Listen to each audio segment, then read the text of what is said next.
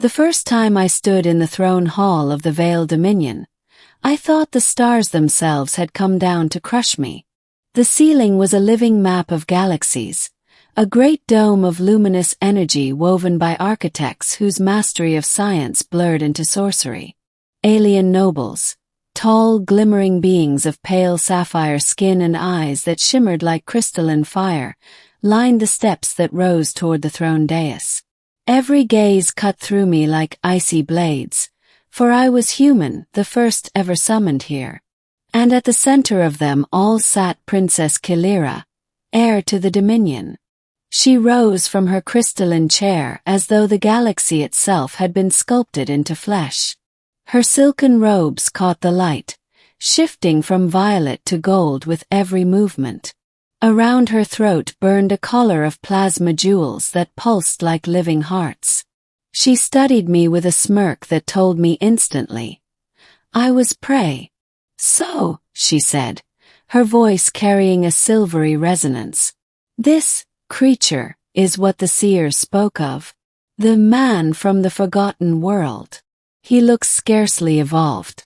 Can he even speak?" Laughter rippled across the court.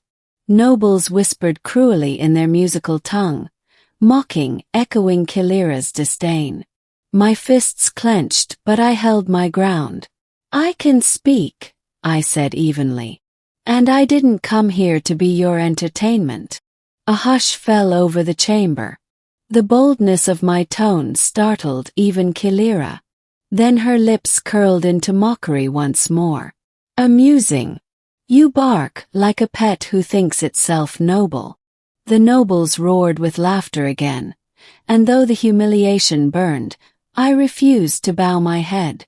But then a voice, soft, deep, commanding, cut through the court like a blade of light. "Enough, daughter." From the shadows beyond the throne, she emerged.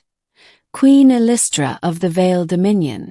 If Kilira was beauty sculpted, Illustra was majesty incarnate. Her robes flowed like liquid night, stars flickering across the fabric as if the void itself clothed her. Her eyes, though ageless, bore the sorrow of millennia. Kilira bowed instantly. The nobles fell silent.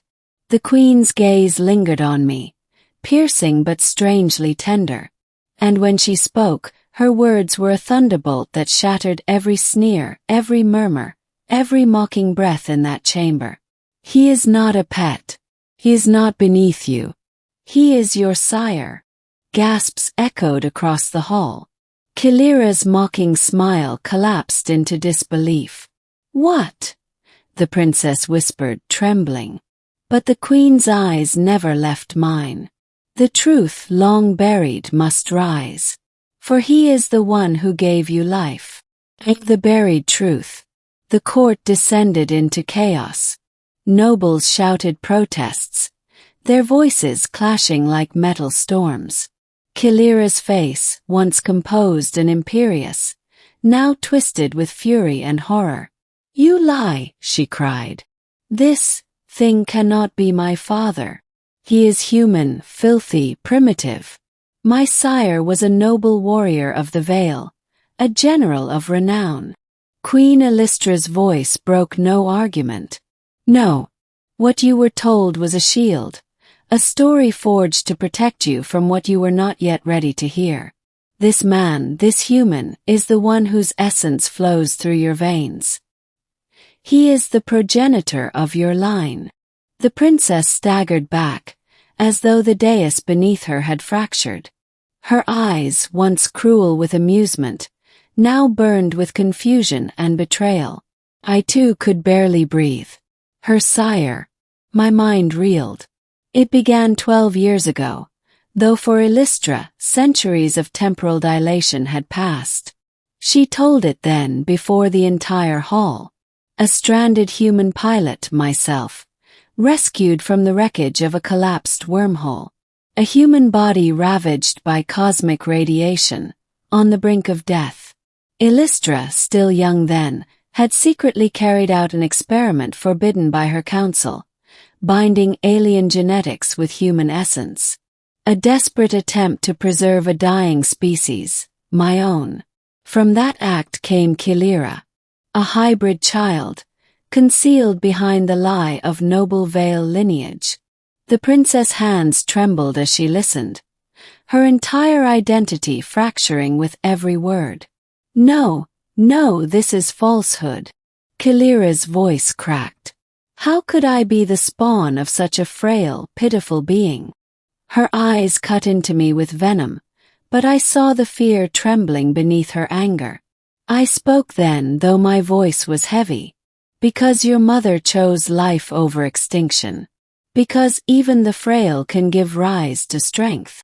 To the rift between us. The days that followed were chaos. The revelation spread across the dominion like wildfire.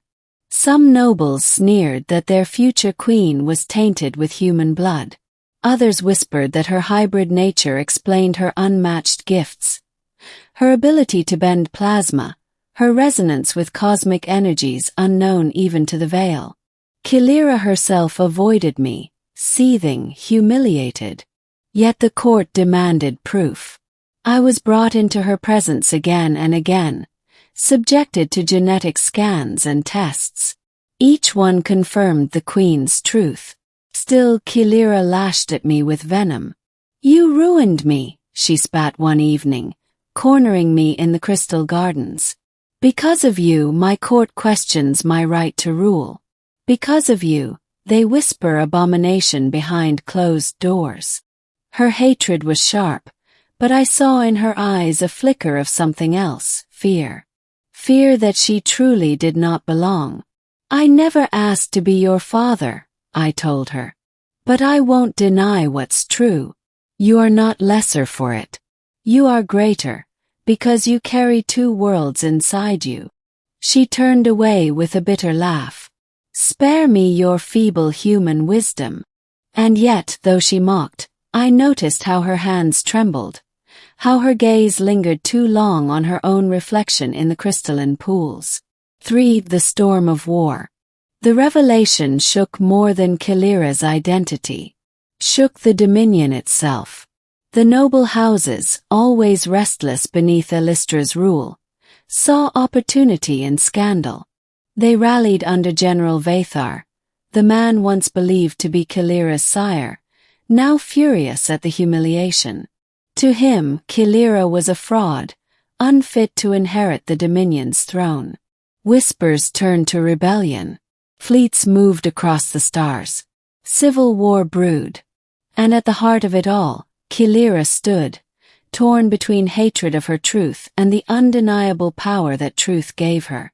When Vathar's fleet struck the capital, the throne hall became a battlefield. I fought beside Kilira, though she spat at me even then. Plasma fire tore the dome apart, and the living map of galaxies above shattered into shards of light. At the height of battle, Vathar himself stormed the dais, his blade of pure energy aimed for Illistra's heart. Kilira intercepted him. Her powers erupted with a force no pure-blood Vale had ever wielded. Plasma twisted around her like wings of burning light. She fought with fury, with desperation, every blow a scream of defiance against the lie of her birth. Yet in the moment her strength faltered, it was I who leapt before Vathar's strike. The blade seared across my chest, and darkness nearly claimed me. But it was enough. Kilira's cry tore through the hall, and her final strike obliterated Vathar in a storm of energy. The rebellion broke. The Dominion was saved. For the reckoning. I awoke days later in the healing chambers, my body barely held together by alien science. Illistra sat beside me, her ageless face etched with sorrow and relief. She saved us all, she whispered. Because of you. But it was Kilira who entered then, her posture stiff, her expression unreadable. For the first time she did not sneer. She did not mock. She stood before me silently, her eyes filled with conflict.